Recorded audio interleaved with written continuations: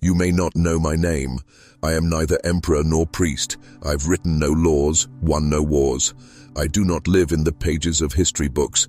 I live between them. Gentle pause. Music shifts slightly, like a breeze stirring old scrolls.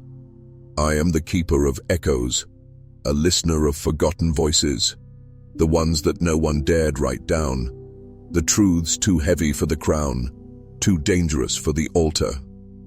Soft whisper of parchment turning, distant crackle of fire. My tale is not about glory, but memory, about what we chose to forget, and what others made us forget. I have seen the rise of kings and the fall of cities, but nothing was as sacred or as feared as the knowledge hidden in Alexandria.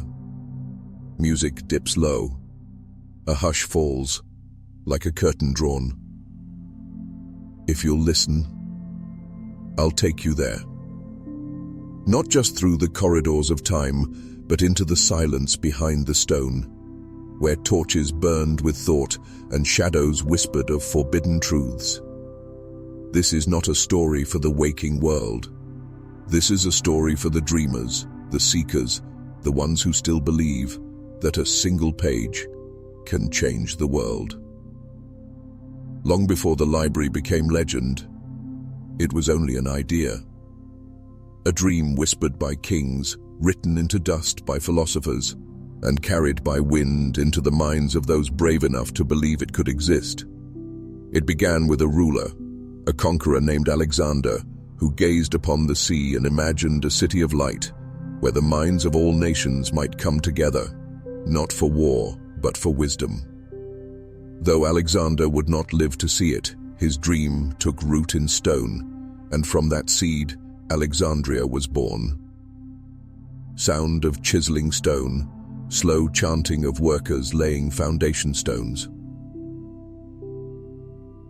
Narrator. The library was not built by masons alone. It was raised by scholars, by astronomers and poets, by priests of Egypt and mathematicians of Greece. Men and women who believed that knowledge was divine, not to be hoarded, but shared. They gathered scrolls from across the ancient world. Caravans came from India, Nubia, Babylon, Athens. Each scroll, each parchment, a voice from a faraway land, now preserved beneath a single roof, fade into quieter music, evoking the feeling of reverence and awe. Narrator. It wasn't just a library, it was the beating heart of humanity's curiosity. A temple not of gods, but of questions. They said that if a ship entered the port of Alexandria, its books were copied, catalogued, and added to the library's collection, knowledge taxed like gold, yet cherished like air. At its peak, the library held nearly 500,000 scrolls, many now lost to time, some perhaps hidden, subtle foreshadowing tone like a shadow passing over sunlight. Narrator. But even as the marble halls rose toward the sky, there were whispers in the dust, doubts, warnings. Some knowledge, it was said, was not meant for every eye. And as the library reached for heaven, others began to wonder, was mankind ready for everything it contained? The Library of Alexandria did not begin as walls or shelves. It began as a question, one that drifted through the minds of rulers and scholars for generations. What if all the world's knowledge could be kept in one place? A question so bold, so impossible that only a dreamer would try to answer it. That dreamer was Alexander the Great. Sound of sandals on marble, distant sea waves crashing softly. Narrator. As he stood by the shores of Egypt, Alexander looked beyond conquest. He imagined a city of the future, a beacon of learning, where scrolls would be more valuable than gold, and the greatest power would not be in the sword, but in the written word. Though Alexander died young, his vision outlived him. It was his general, Ptolemy, who built that vision into St. 1. The foundation stones were laid beside the palace, where the sea wind could carry wisdom far and wide.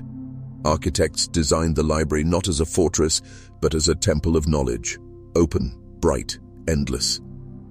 They called it the Mauseon, a place dedicated to the Muses, goddesses of art, science, and inspiration. It was not merely a building, it was a promise that no knowledge, no voice, would ever be lost again. Soon, papyrus scrolls arrived by the hundreds, then thousands. Every ship entering Alexandria was searched. Any written work, copied and added to the growing archive. From Greece came philosophy, from Babylon came astronomy, from India, medicine and mathematics, all of it collected under one roof by a kingdom that believed learning itself was sacred. But not all were pleased. Some feared what would happen if too many people learned too much. Whispers began to stir that perhaps this library, this beautiful, boundless creation, was building something too powerful. In this city of light, where knowledge stretched from the earth to the stars, a shadow had begun to grow. There were no marching armies, no swords clashing, no smoke rising into the sky. And yet, a quiet danger crept through the corridors of the library, not of war, but of doubt. Amon was no longer a boy.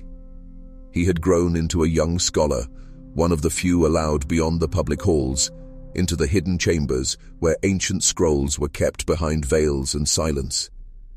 There, he read things that few were ever meant to see.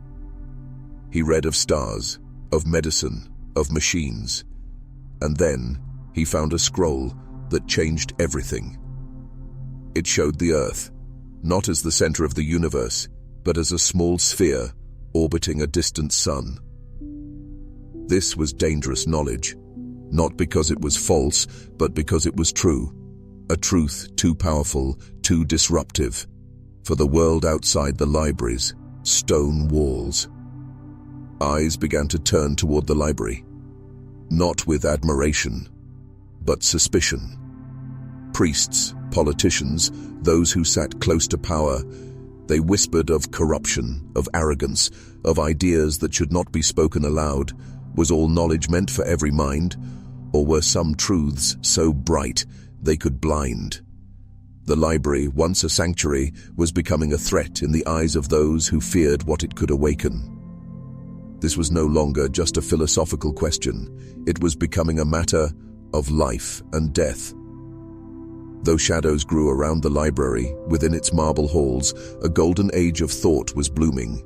The world's greatest minds walked those corridors, not as kings, but as seekers. They asked questions that no one had dared ask, and they weren't afraid of the answers. There was Hypatia, a philosopher and mathematician who taught that logic could shape the soul and that the stars above reflected the patterns within. There was Eratosthenes, who measured the Earth's circumference with only a stick, a shadow, and a mind that refused limits. There was Herophilos, who studied the human body when it was forbidden to do so, and discovered the brain, not the heart, was the seat of intelligence.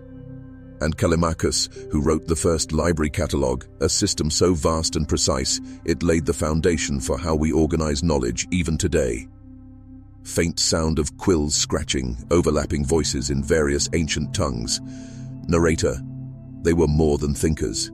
They were builders of a new world, one where truth came not from fear, but from reason. Here, debates lasted days, disagreements were sacred, and ideas, they were not hoarded, they were shared, like fire passed from torch to torch. But not everyone saw this brilliance as a gift. To some, these thinkers were dangerous. They asked too much. They saw too far. And in a world where power rested in silence, those who spoke too freely were often the first to fall. The library burned with thought. But outside, the winds of resistance were beginning to howl.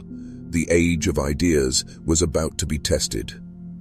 As the library reached its peak, something subtle began to change. The scrolls kept coming, the thinkers kept thinking, but now, there were more watchers than listeners, more questions about loyalty than about truth. The library was no longer just a sanctuary, it had become something else, a place of power. Behind closed doors, in the palaces of Alexandria, kings and priests whispered. What if this knowledge breeds rebellion? What if the people start to question the divine? What if the scholars become leaders? These weren't questions of philosophy. These were questions of control. And control was slipping. The ruling dynasty, the Ptolemies, once patrons of the library, now feared it. What they had built as a monument to learning had become too vast, too independent, too unpredictable. Every scroll copied from foreign lands was a potential weapon. Every scholar with a theory was now a possible threat. Politics crept into the shelves. Certain texts were removed, others locked away, some vanished entirely. Appointments to the library were no longer based on wisdom, but on loyalty. A quiet censorship had begun. Not with fire, but with silence. The scholars felt it. A chill in the halls, a change in the air. Ammon, now older and wiser, could see it in the eyes of his fellow scribes, the tension, the caution, the fear of asking the wrong question. The library was still standing, but something inside it was beginning to crumble. There was a time when gods and knowledge shared the same halls, when the divine was found not just in temples, but in the turning of pages and the calculation of stars. But now, the two were drifting apart, as new scrolls revealed old truths, as science pulled back the veil on mystery. Some began to feel uneasy. Religious leaders, once curious companions to scholars, now stepped back. Then, they began to resist. To them, the library had crossed a line. It was no longer a place of study, but of defiance. Why question the heavens if the gods already ruled them? Why study the soul if scripture had already spoken? Cults of devotion, both old and new, saw in the library a challenge to their authority. If the universe could be explained, what room was left for mystery? If every sickness had a cause, what need was there for divine punishment? And if knowledge could be questioned, then so could belief. A quiet war began, not of swords, but of ideas. Certain texts were condemned. Scholars were accused of blasphemy. Some left the library, others stayed and fell silent. Even Ammon, now a master scribe, found himself walking more carefully, choosing his words like stepping stones over fire. Outside, churches and temples rose in power. Inside, the library stood still, like a monument to something that no longer belonged.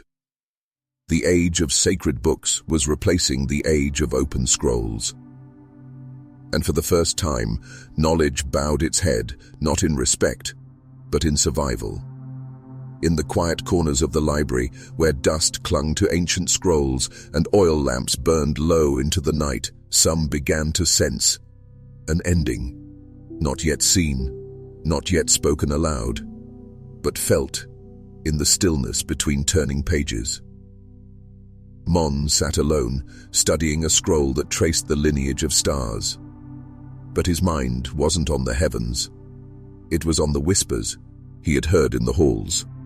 They want to shut it down. The texts are being removed in secret. Someone is coming to burn what they fear. The fire had not come yet, but the scholars felt it, like a storm gathering behind the mountains. Years of tension had turned the library into a silent battleground, not of armies, but of choices. Stay or leave, speak or remain silent. Protect the truth or survive without it. Ammon knew what that meant. He had read histories of other lost cities, of temples swallowed by sand, of languages erased by war. But this would be worse, because this would not be lost to time. It would be erased by design. And so, some began to prepare. They copied scrolls by candlelight, hid fragments beneath floors, whispered secrets into the minds of students who might one day carry memory where paper could not survive. No torches had yet touched the shelves, but in the silence the first fire had already begun, in the hearts of those who wished to forget. The library still stood, but now, Every shadow felt like a warning. It began not with fire, but with fear. A riot outside the palace, a political shift, an order misheard, or perhaps too clearly understood. And then the torches came. The halls of the library, once filled with whispers of discovery, now echoed with screams. The scent of ink and papyrus was replaced by smoke. Shelves that held the dreams of centuries turned to ash in seconds. The fire did not discriminate. It consumed scrolls of medicine, of stars, of history and poetry, of worlds now forever lost. No one knew how much was destroyed. No one could count what was now smoke rising into the Alexandrian sky. Amon tried to save what he could. He wrapped a scroll in cloth, tucked it beneath his robe, and ran through corridors collapsing around him. Many others did the same. Some escaped with fragments, others never emerged again. And when the fire finally died, so too had a part of humanity. The library, once the lighthouse of the ancient world, as now a charred skeleton of shelves. And though not everything had been destroyed, what had been lost would never be fully known. This was not the end. But it was the first fall, the first burning, the first wound to an idea that once felt eternal. The library would rise again, but never quite the same. Something fragile had cracked, and the world was beginning to forget how to listen. Not everything was lost. Even in destruction, some light managed to survive. Beneath the charred ceilings of the library, in locked rooms, hidden chambers, and distant minds, a few pieces of knowledge remained. Not all scrolls turned to ash. Some were saved, not by kings, but by quiet hands. Amon was one of them. Burned on one arm, sleepless, shaken, but alive. In the nights that followed, he met with other survivors in the ruins of Alexandria, exchanging scraps, rebuilding what memory had preserved. They called themselves the Keepers of the Flame. They had no titles, no authority, only purpose.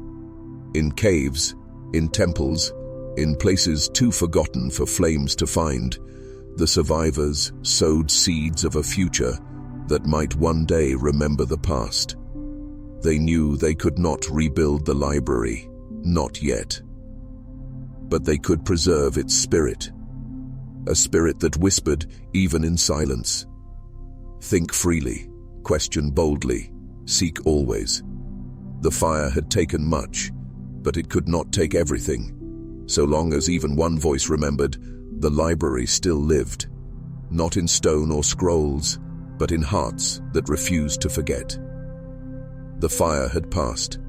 The survivors had hidden what they could. And for a brief time it seemed the worst had ended. But it was not over, not yet. What came next was slower than fire, and perhaps more dangerous. The second darkness didn't roar like flames. It whispered. A silence began to spread. In cities, in courts, in classrooms, books were no longer burned. They were simply not read. Questions were no longer banned. They were just never asked. Curiosity dimmed, like a flame left unattended. In the aftermath of the fire, many rulers turned inward.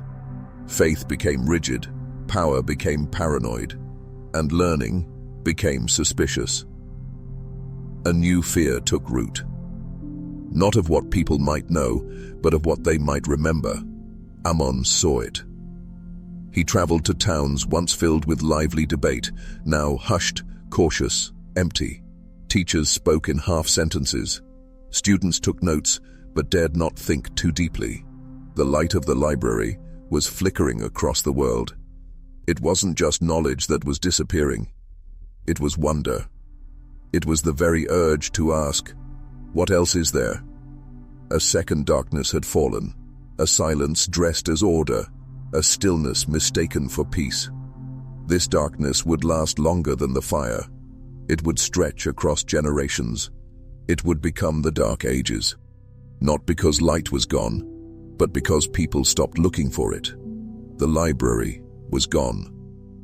The cities were silent, but across the vast deserts, echoes still lingered. Not all knowledge was lost. Some had fled with it, wrapped in cloth, hidden in memory, carried across sand and time. In the golden dunes of North Africa, in the quiet temples of Persia, in hidden monasteries carved into mountain stone, the legacy of Alexandria survived, like a whisper in the wind. There, a few torchbearers kept the flame alive. Amon had left the ruins of Alexandria long ago, but he had not given up. He walked for weeks, carrying fragments of scrolls, fragments of hope. He found others like him, keepers, poets, astronomers, monks. Together they formed small circles of learning, no grand buildings, no marble columns, just minds and silence and stars. In these quiet sanctuaries, they translated what they could, copied by hand, passed from generation to generation. Some scrolls were reborn in Arabic, others in Hebrew, Sanskrit, Syriac. The desert winds scattered the knowledge like seeds, and though much was buried, some would one day bloom again. Amon, now old and grey, sat beneath the stars one last time, reading from a scroll that had nearly burned years before. He smiled. The library may have fallen, but its soul had travelled farther than its walls, through the sand, through time, through memory. It still spoke. Empires rose and fell, languages changed, borders shifted, but the flame, small, quiet, stubborn, never died. The knowledge once cradled in Alexandria's arms had not vanished. It had survived, tattered, translated, transformed, but alive. In the cities of Baghdad and Cordoba, in the schools of Cairo and Constantinople, the old scrolls found new breath. Scholars studied the stars once again. Healers rediscovered ancient cures. Philosophers read words written by those whose bones had long turned to dust. They didn't always know where the knowledge came from, but Amon would have. The words of old astronomers, mathematicians, historians, and poets were copied into new books, preserved in libraries far from Alexandria, in lands that had once been enemies but now became guardians.